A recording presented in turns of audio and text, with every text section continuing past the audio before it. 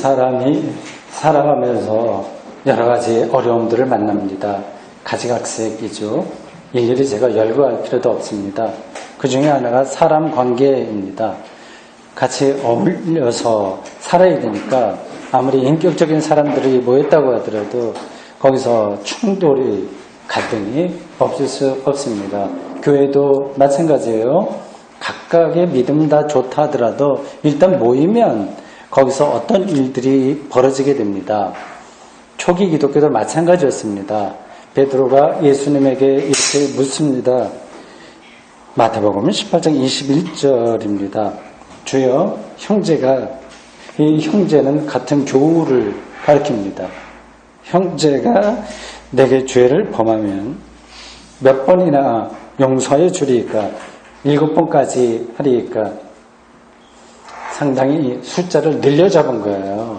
보통 우리 말로도 3-4번 하는 것처럼 거기까지는 조금 마음의 여유가 있는 사람들은 용서하지만 7번 가기는 정말 어렵습니다. 또 상대방에 따라서 조금씩 다를 거예요. 자녀들이 이렇게 잘못하면 이거는 거의 반복 숫자에 한계 없이 계속 가게 될 겁니다. 부부 사이에도 좀 어느 정도는 괜찮을 겁니다. 근데 남에게 가면 이 용서가 잘 되지 않죠. 베드로는 7번까지 용서하면 이 숫자가 그렇게 정확한 건 아니겠죠. 어쨌든 이 베드로의 마음에는 이런 정도로 내가 이야기하면 유대교회에서 가르치는 4번, 3번을 넘어서는 거니까 예수님의 제자로서 칭찬받을 만할 거 아니냐 하는 기대를 갖고 이렇게 물은 거예요. 예수님은 사람들의 기대와 베드로의 기대로 말하는데 어긋나는 대답을 하셨습니다. 7번 아니다. 7번씩 70번까지도 해야 된다. 말도 안 되는 얘기죠. 벌써 이렇게 얘기 들으면 이거는 이거 자체를 말하는 숫자를 얘기하는 게 아니라 7번씩 70번이라고 하면 7천에 49, 490번입니다. 이건 숫자를 가리키는 게 아니라 다른 걸 의미하겠지 이렇게 생각이 당연하게 됩니다. 기독교인은 용서를 무한정해야 된다. 그런 뜻을 우리가 새길 수 있습니다. 그렇다고 하더라도 이거는 현실성이 없는 이야기예요. 그 어느 누구도 이렇게 무한정 용서하면서 살지 못합니다. 굉장히 개인에 따라서 차이가 있긴 있습니다만 인색하게 우리는 살게 되어 있습니다. 무한정의 용서가 또한 얽히고 설킨 인간관계 이런 것들을 푸는 만능 열쇠도 아니고 또 사랑 자체도 아닙니다. 때에 따라서는 책임을 물어야 되고요. 응징할 건 응징해야 되고 하는 거지 어떻게 무조건 용서가 모든 문제를 다 해결하는 마스터키가 될 수 있겠습니까? 예수님은 도대체 우리가 감당할 수도 없는 그리고 현실적이지도 않은 이런 말씀을 하신 걸까요?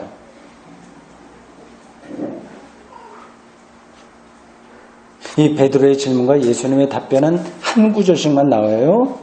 그리고 그 다음에 긴 비유가 나옵니다. 하늘나라 비유입니다. 천국이라고 우리말 성경이 번역을 했죠. 하늘나라입니다.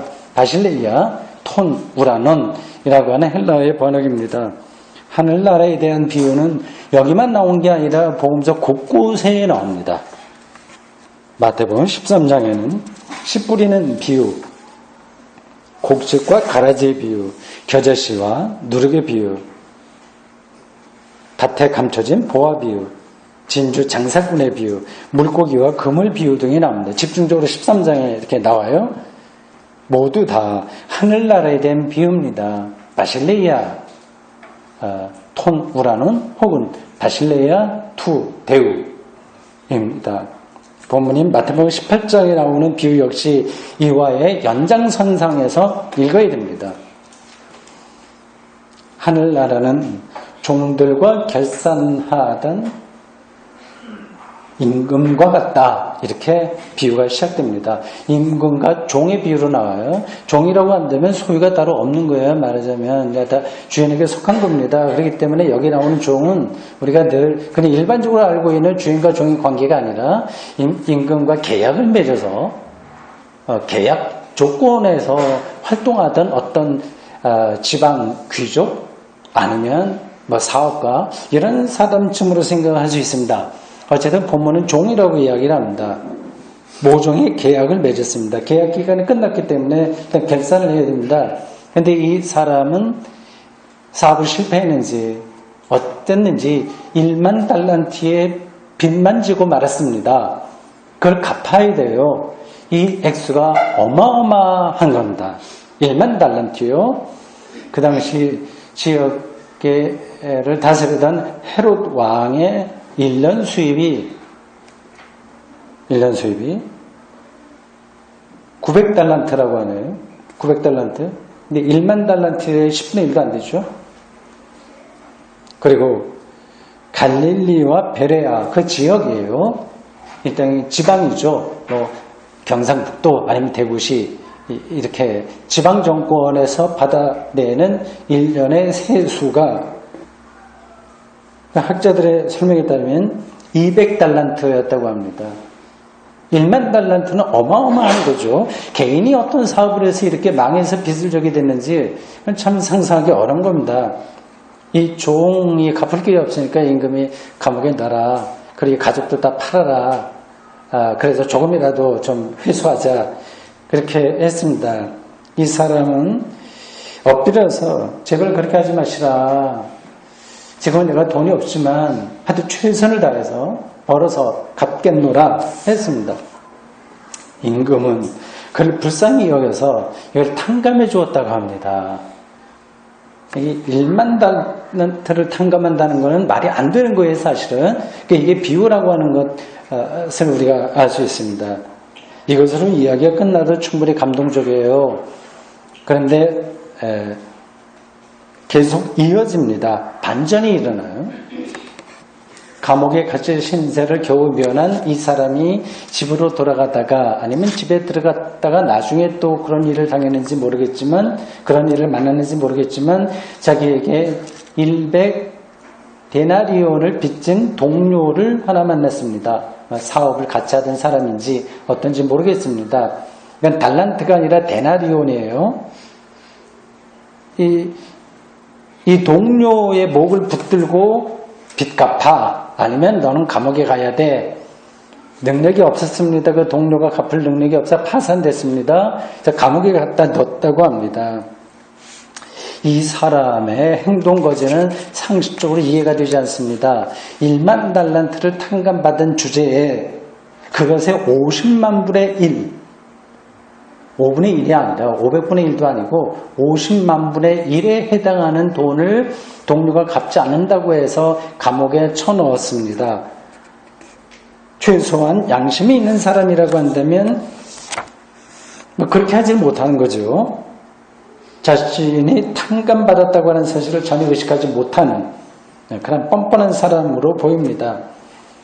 그리고 자기가 남에게 받을 것만 생각하는 그런 사람이었던 것으로 보입니다. 이런 소식을 전해들은 임금이 이 사람을 다시 데려다가 너 이런 일 했다며 그러면서 내가 너를 탕감해 줬는데 내가 너를 불쌍하게 여긴 것 같이 네 동료를 불쌍하게 여기는 게 마땅하지 않냐. 화가 나서 이 주인이 혹은 임금이 이 사람을 빚을 다 갚도록 옥졸들에게 넘겼다. 이렇게 성경 본문이 설명하고 있습니다. 평생 가도 갚지 못하지요. 몇 대에 걸쳐서 갚지 못할 그런 돈입니다. 이 비유의 교훈은 두 가지입니다. 첫째, 하늘나라는 앞에 나온 490이라고 하는 숫자와 1만 달란트라고 하는 금액에서 볼 수 있듯이 하나님이 행하시는 무한정의 용서와 사랑입니다.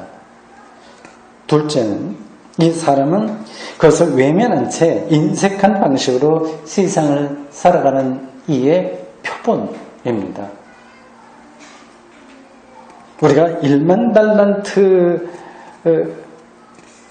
탕감받은 사람이라고 하는 사실을 뚫어본다면, 그걸 절실하게 받아들인다면, 자기의 실존의 무게로 받아들일 수 있다면 우리의 삶이 전혀 달라집니다.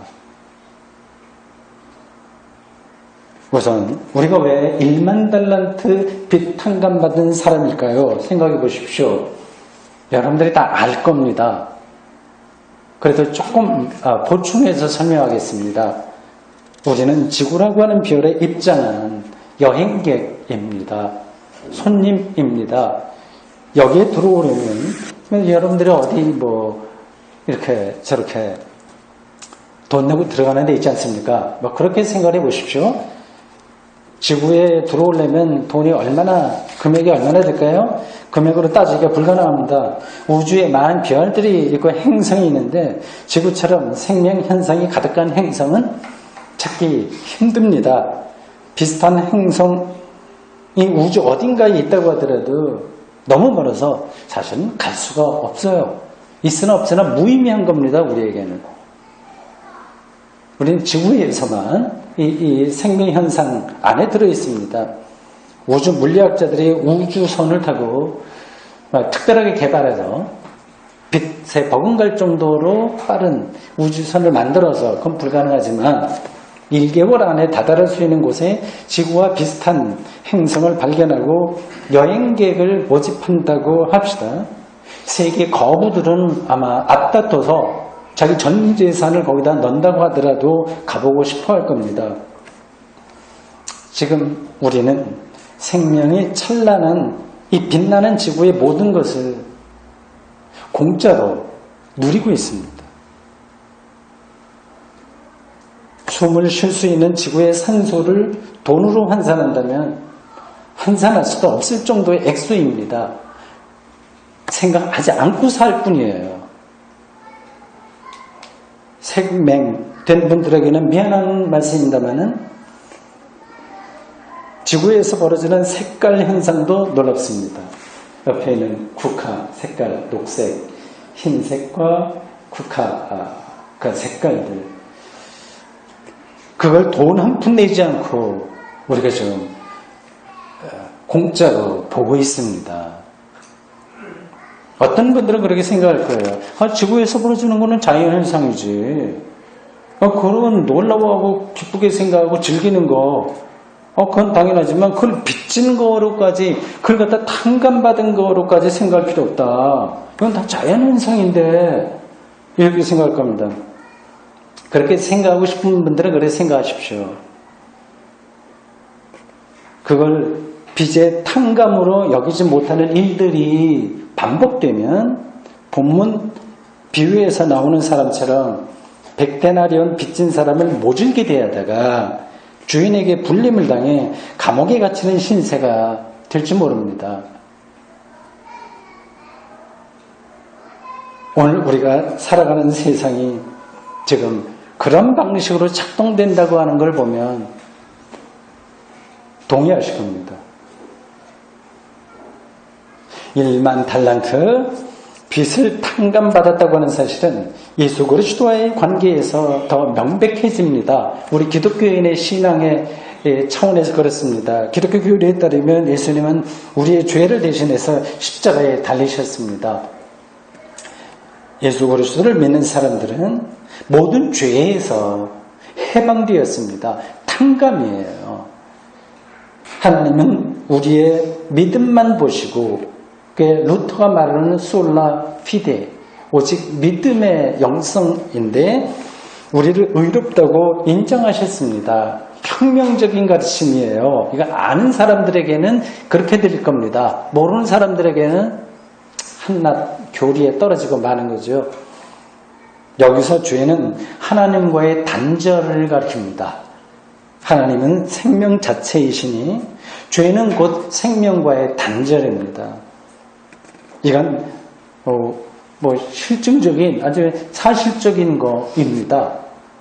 생명과의 단절이라고 하는 것을 여러분들 느끼며 사시죠. 우리가 지금 살아 숨쉬고 먹고 마시고 배설하면서 살아가지만 이런 것만으로 우리가 생명을 얻었다고 말할 수가 없습니다. 아무리 많은 것을 우리가 소유하고 성취해도 목사가 되든지 교수가 되든지 아니면 벤처기업가가 돼서 벼락부자가 되든지 하더라도 우리의 내면이 채워지지 않습니다. 목사가 된다고 해서 그게 되는 것이 아닙니다. 그리고 궁극적으로 보면 다른 사람보다 조금 마음 공부를 잘해서 마음 훈련을 해서 좀 더 자유롭고 평화롭게 살았다고 하더라도 모두 죽습니다. 이런 운명을 가리켜 기독교는 죄의 결과라고 말합니다. 종교적인 단어로 사용하긴 했지만 인간과 세계를 정확하게 뚫어본 통찰인 것만은 분명합니다.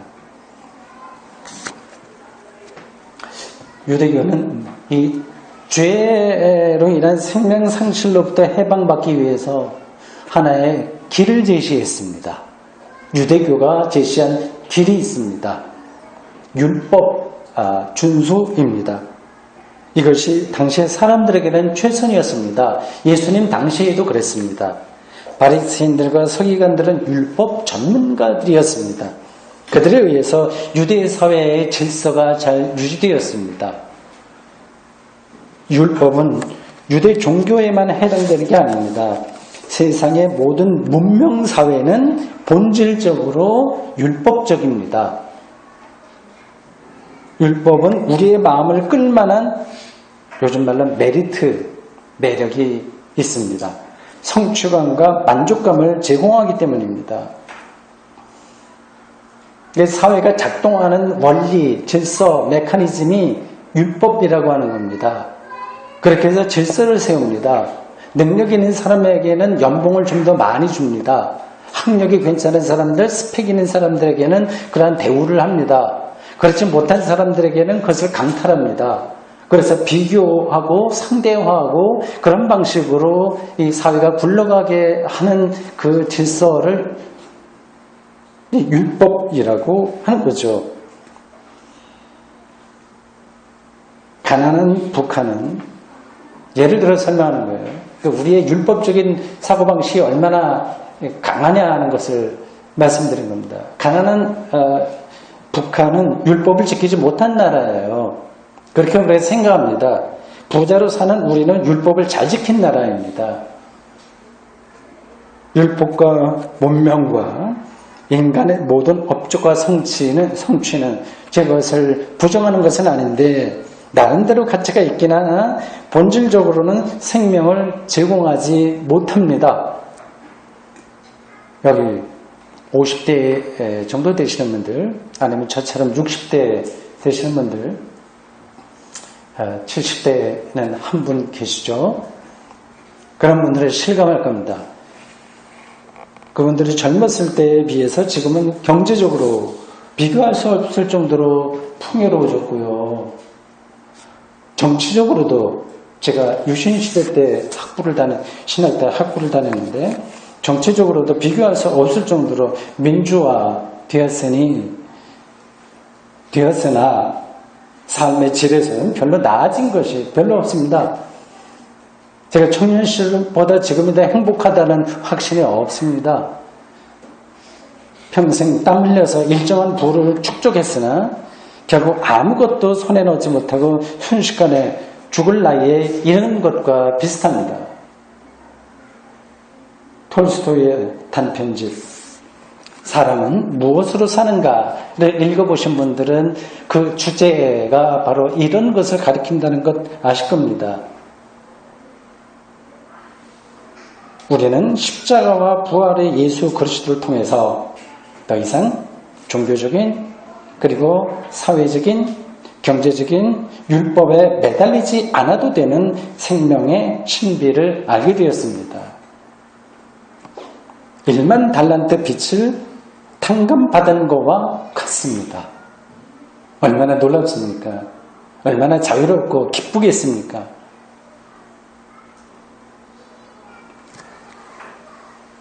저는 1만 달란트 빚의 탕감을 진지하게 받아들이는 것이야말로 실제의 인생살이에서 용서할 수 있는 능력의 그것이 원천이다 생각합니다. 용서 많이 받은 사람만이 용서할 수 있어요. 다른 이야기에서도 나옵니다. 부정한 여자에 대한 이야기에서 예수님 관계에서 나옵니다.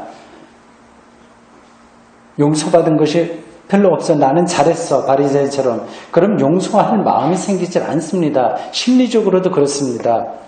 사랑받은 사람만이 사랑할 수 있습니다. 그 사랑을 우리는 지구의 손님으로 초청받아 생명을 충만하게 누리고 있다고 하는 사실에서, 그리고 더 본질적으로는 십자가와 부활의 예수 그리스도에 의해서 경험한 사람들입니다. 이제 우리는 인생살이에서 예수 그리스도의 운명과 하나를 이루는 것 이외에 다른 것을 더 이상은 욕망하지 않게 되었습니다. 그래서 100데나리온 빚진 동료를 감옥으로 끌고 갈 마음도 먹지 않습니다.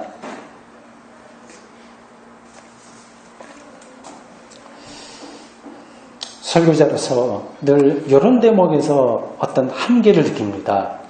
그래, 당신의 설교한 대로 거기까지는 동의할 수 있다. 근데 정말 일만들한테 탕감받은 영성을 가지면 이 세상에서 정말 용서하면서 살아갈 수 있냐, 그 신앙이 현실성이 있냐, 이러한 질문에 제가 대답을 해야 되기 때문에 그렇습니다. 베드로가 말하는 7번도 힘든데 490번 무한정의 용서가 현실적으로 가능하냐 하는 겁니다. 그렇지 않습니다. 그게 되지 않습니다. 그리고 그것이 옳은 것도 아닙니다. 실제적인 용서 문제는 차원이 다른 거예요. 내가 개인적으로 누구를 용서할 수 있긴 하지만 마음으로 이제 푸는 거예요. 다 불쌍한 사람들이니 그래, 그렇게 할 수 있지, 그렇게 용서할 수 있지만 그것이 늘 옳은 게 아닙니다. 예를 들어서 어느 교회에 사기꾼이 한번 등장했다고 합시다. 가끔 이제 그런 일들이 한국교회에서 일어나요. 처음에 와서 헌금도 많이 하고 어떻게 하고 하다가 마음을 얻은 다음에 사기친 거죠. 그래서 여기 A라고 하는 집사가 1,000만 원을 그 사람에게 띄었다고 합시다. 그래서 속으로 이거 용서해야지. 그래서 그냥 없는 걸로 하면 옳은 건 아니죠. 어떤 조치가 분명히 필요하지 않겠습니까? 이런 문제가 마태복음 교회 공동체 안에서도 실제적으로 벌어졌던 것으로 보입니다. 오늘 본 바로 앞대목인, 성경은 그런 점에서 이 맥락에서 봐야 되는데, 그 앞대목인 마태복음 18장 15절에서 20절에 그러한 이야기가 나옵니다. 어떤 형제가 잘못하면 다음과 같이 4단계를 거쳐서 조치해야 됩니다. 첫째, 개인적으로 그를 만나서 권면해야 됩니다. 두 번째, 그래도 말을 안 들으면 2-3 증인을 데리고 가서 충고합니다. 그래도 안 되면 세 번째로 교회에서 공개해서 교회 대표자로 하여금 그에게 가게 하고 공식적인 교회 용어로 하면 칠의하게 해야 됩니다. 한 달, 6개월간 성찬 금지, 어떻게 이런 조치가 있으면 칠의 내용이 있습니다. 그래도 말을 듣지 않으면 이방인과 세리같이 여겨야 된다. 그렇게 방법론을 설명했어요. 괜찮은 방법으로 보입니다. 이 대목에서는 7번이라느니 490번이라고 하는 말이 나오지 않습니다. 현실적인 용서의 문제, 인간의 관계, 교회 안에서 벌어지는 것 등등은 가장 합리적이고 상식적인 방식으로, 그리고 교회 공동체를 살리는 차원에서 문제를 처리하는 것입니다. 이게 용서의 기술이자 방법입니다. 이러한 4단계를 얘기했죠. 이러한 합리적이고 타당한 이러한 용서의 기술과 방법, 이것은 교회에서만이 아니라 기독교인들의 세상에 나가서 살면서도 이제 일어나는 인간관계에 해당된 없습니다. 서로 피곤하게 만드는 관계가 있을 수 있잖아요. 많죠. 직장에서도 그런 일이 발생하고 친구들 사이에서도 그렇고요. 우리나라에서는 이 혈연 관계가 강하기 때문에 가족들 사이에서 이런 일들이 더욱더 많이 벌어집니다. 여자분들이 시댁에서 그런 일을 많이 당하죠. 그것도 좀 보기에 따라서 좀 다르게 나옵니다. 안방에 들어가면 시어머니 말이 맞고 부엌에 들어가면 며느리 말이 맞다는 것도 있습니다. 이런 거 일일이 다 따지긴 힘듭니다. 서로 노력하고요. 몇 가지 단계를 얘기하지 않았습니까? 마태복음 기자가 하나의 방법론을 설명했는데 노력하는 거예요. 노력하다가 용서가 안 되면, 즉 화해가 안 되면 이방인과 세리처럼 여기는 게 최선입니다. 서로 간에 접촉하는 기회를 줄여야 되고,